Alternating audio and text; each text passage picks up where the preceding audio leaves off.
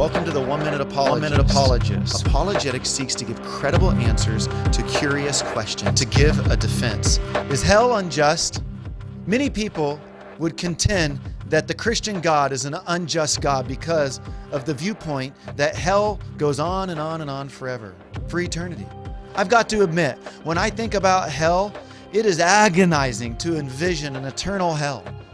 But I can remember one night I was hanging out with one of my friends and he said, "Bobby, but could you envision hell for one person at least?" And as I thought about his question, I thought, well, yeah. Well, what kind of person could you envision hell for?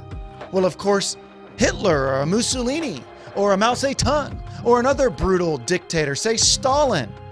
Well, you notice what I'm doing, don't you? I'm comfortable with the idea of hell for a certain kind of person.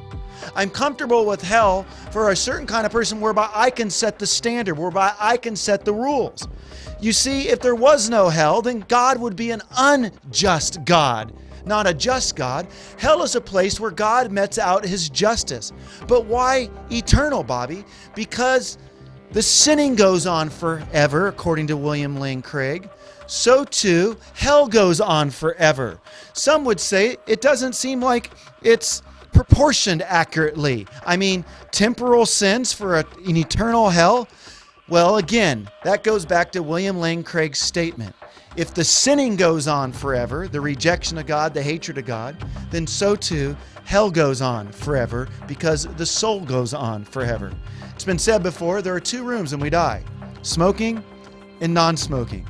Jesus Christ, in his death on the cross, is our way out of an eternity separated from him and an eternity in existence with him. Hell does not show that God is unjust. Rather, hell is the place where God metes out his justice.